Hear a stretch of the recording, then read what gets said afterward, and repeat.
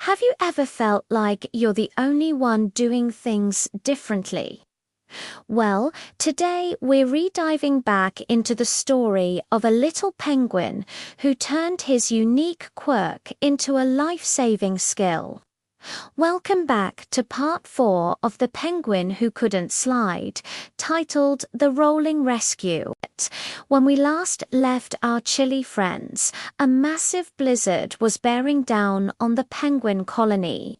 They were stuck, unable to slide to safety. But Pablo, our little hero who could only roll, had an idea. He curled into a tight ball and zoomed down the icy slope, a tiny, feathery cannonball of hope. At first, the other penguins just stared. But then, one by one, a few of the younger, more adventurous penguins started to copy him. They tucked in their flippers, curled up, and began rolling through the swirling snow. Flip, one of Pablo's best friends, couldn't help but laugh as he rolled past the others, shouting with glee, "If you can't beat the storm, you gotta roll with it." It was a funny sight, but it was working. Inside the swirling chaos of the blizzard, Elder Frost, one of the wisest penguins in the colony, gently nudged the rigid and traditional Captain Waddle. "You see, Captain," she said, her voice full of warmth despite the cold, "sometimes even the oldest traditions must bend a little to survive." Captain Waddle watched the young penguins rolling away, disappearing into the white haze like little spinning tops. He saw them not just moving, but moving with purpose, heading towards the safety of the cave. He let out a long, heavy sigh. All his life, he had believed there was only one right way to be a penguin, one right way to move. But Pablo was proving him wrong.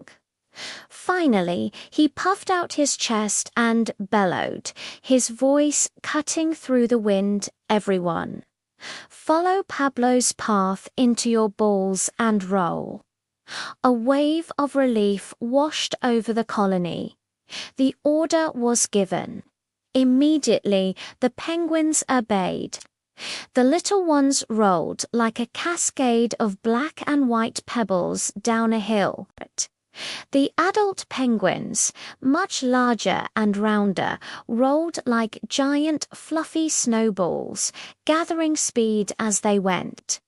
And you wouldn't believe it, but even the elders, after a moment of hesitation, wobbled, bounced, and then joined the rolling parade. They were a bit slower, a bit bumpier, but they were doing it.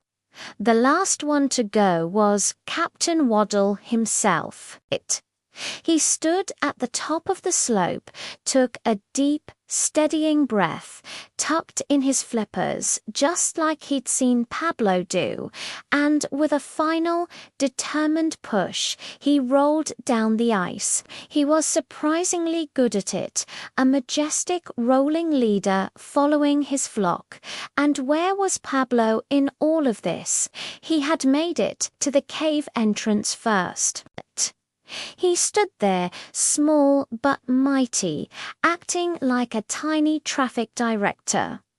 With his flippers, he waved his friends and family in Westway to the left. "Watch out for that slippery patch over there. Don't stop now, keep rolling." His voice was full of confidence as he guided the stream of rolling penguins. Penguins poured into the safety of the cave, one after another, a continuous flow of black and white fluff. They tumbled in, dizzy but safe, until every single one, from the tiniest chick to the oldest elder, was inside. The entrance was finally empty. Just in time, the blizzard raged outside the cave for 3 long days and 3 long nights. The wind howled like a hungry beast, and the snow piled up in massive drifts. But inside the cave, it was a different world. The penguins were huddled together, warm, sheltered, and most importantly, alive. And it was all thanks to one little penguin who couldn't slide. Pablo, the penguin who rolled, had saved them all.